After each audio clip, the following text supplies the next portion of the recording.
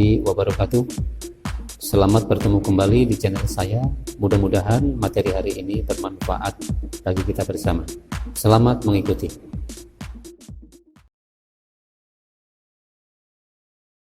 Bapak Ibu yang saya hormati, ini menjelang kegiatan PAS atau penilaian akhir semester. Nanti sebentar lagi setelah nilai-nilai terkumpul kita akan melakukan pengolahan nilai. Nah, selesai pengolahan nilai biasanya para guru itu membuat analisis soal untuk keperluan menyusun bank soal. Oleh karena itu artinya setiap langkah yang kita lakukan itu tidak sia-sia. Oleh karena itu setiap kali selesai melakukan penilaian diharapkan ada ya monumen lain begitu ya. Jadi soal-soal yang mempunyai daya pembeda yang baik. Ini kebetulan untuk materi analisis yang akan kita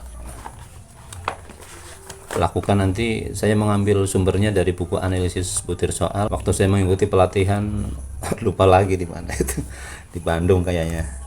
Ini kalau kita lihat bahwa untuk keperluan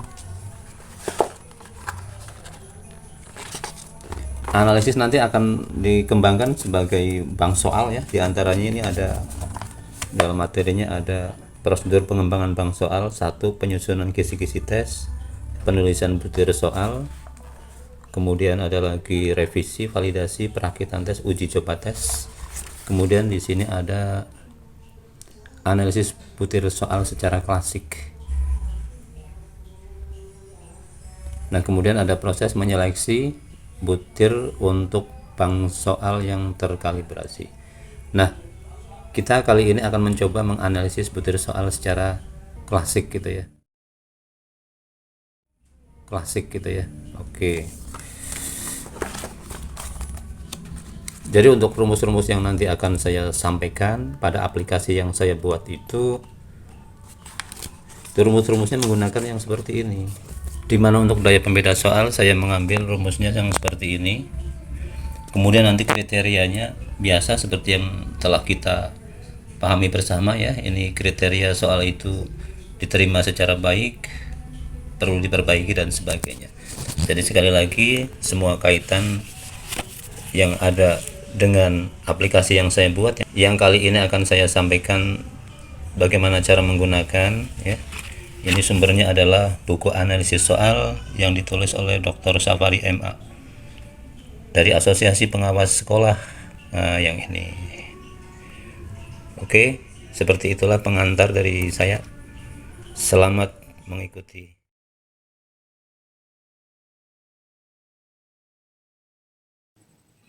Baiklah, sekarang kita mulai untuk menjalankan aplikasi tentang analisis butir soal hasil PAS yang kita rencanakan akan kita pakai nanti di sekitar pertengahan bulan Desember.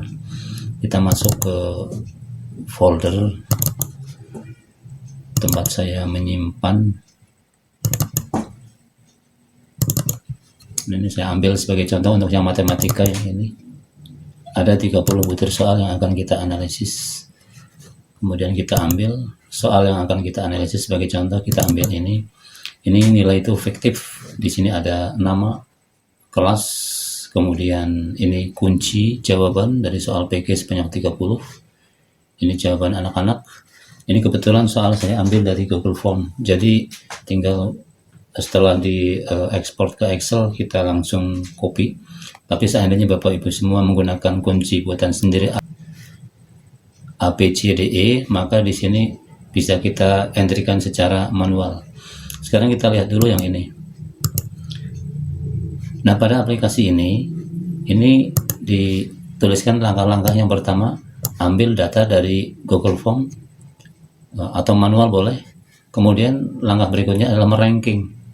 Setelah di ranking, ambil salah satu kelas sebagai sampel, sebetulnya secara acak, tapi seandainya tidak secara acak, kita sedikit dalam tanda kutip ya nakal dikit gitu ya, kita ambil aja kelas-kelas yang memiliki nilai tertinggi dengan nilai terendah itu paling banyak, atau rentangnya itu paling besar ya. Misalkan ada yang nilainya 99, ada yang nilainya 10 atau 20. Jangan yang nilainya ngumpul di 75 atau berapa ya gitu ya, tapi yang rentangnya besar. Nah ini kemudian ambil sampel sebanyak 30 saja dengan cara setelah di ranking kita buang yang anak-anak di bagian tengah sehingga akhirnya tinggal tersisa 30 saja. Kemudian copy kunci jawaban, kemudian kita paste ya pada tempat yang telah disediakan. Sekarang kita siap untuk meranking dulu ya. Jadi nah kita masukkan ke dalam perankingan. Kita akan membandingkan yang ini. Jadi skornya itu benar 22 dari 30. Nah, ini akan kita ranking untuk mendapatkan peringkat dari peringkat 1 sampai 30. Kita lakukan blok untuk semuanya. Kemudian kita lihat bahwa di sini diberi tempat kosong satu sel, satu kolom di atas dari data ini masuk ke sort file, kemudian custom. Yang akan kita ranking adalah pada bagian yang ini, yang B itu, sehingga masuk ke B. Setelah masuk ke B berarti kita menginginkan yang skornya paling besar. Oleh karena itu ini kita ganti pilihannya menjadi large to small, yang seperti ini. Jadi yang paling besar ke yang paling kecil. Nah ini kita ranking, kemudian kita beri root absen seperti itu ya. Nah seperti itu. Karena kita butuhkan hanya 30 saja, maka kita akan membuang 1, 2, 3, 4, 5, 6, 7. Kita akan membuang 7 orang, tapi kita ambil yang tengah-tengah ya. Perkiraan mulai nomor absen dari 15 lah, seperti itu ya. Jadi 15 kita akan hapus 1, 2, 3, 4, 5, 6, 7. Kita hapus. Setelah kita hapus, kemudian kita lihat lagi. Nah, di sini sudah ada 30 orang. Nah, berarti dari 30 orang ini siap untuk dilakukan analisis. Setelah yang 30 kita ambil, masukkan kunci jawaban, copy paste nama dan jawaban siswa. Jadi nama siswanya itu yang ini kita kopikan. Ini Bapak Ibu, ini semua namanya adalah fiktif. Kita masukkan ke bagian sini, kita masuk ke sheet, masukkan kunci jawaban. Nah, nama kita masukkan seperti itu. Ini berarti sudah pas 30 siswa ya. Kemudian dimasukkan juga kunci jawaban, berarti yang ini kita masukkan semua kunci jawaban. Berarti mulai dari sini nih, ini kunci jawaban nomor 1 ya ini. Dari sini sampai soal yang terakhir, soal yang ke-30. Ambil semuanya. Kemudian kita copy, kemudian kita lakukan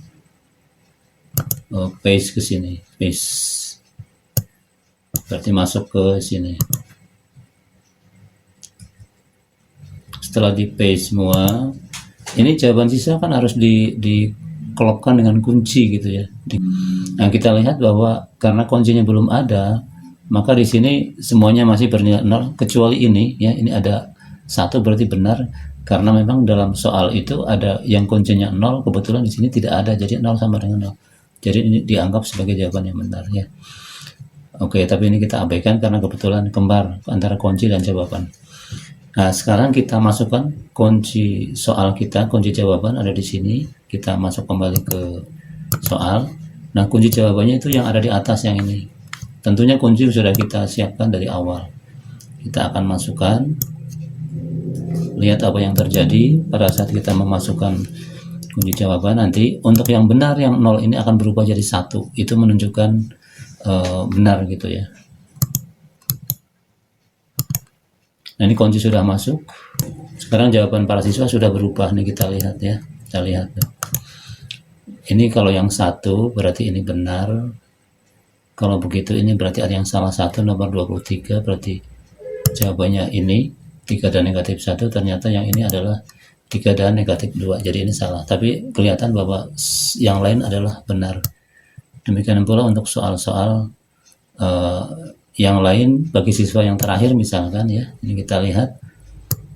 Nah, di sini ternyata dia hanya benar 6 ya, benar 6 nih. Yang benar itu yang kodenya menggunakan 1, 1, 2, 3, 4, 5 dan 6. Sedangkan yang 0 berarti salah.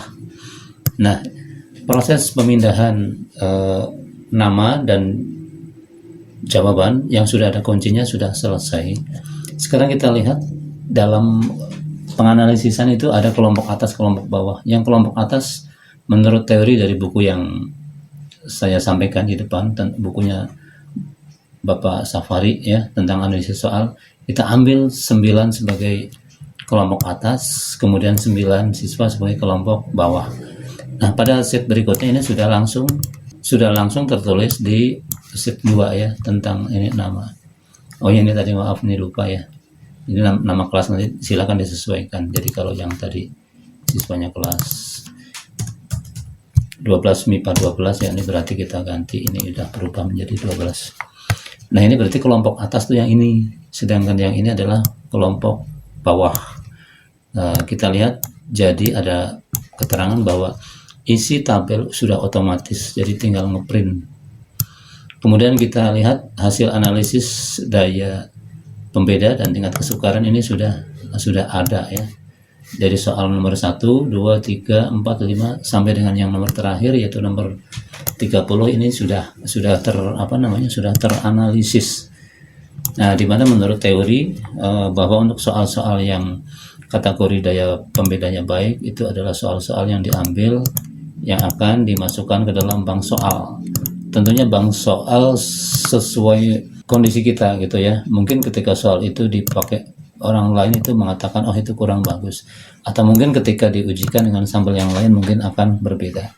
Kita beri blok yang ini ya, jadi ini adalah soal-soal yang daya pembedanya sudah bagus ya, daya pembedanya sudah bagus. Nah ini untuk mata pelajaran silakan tinggal diisi matematika.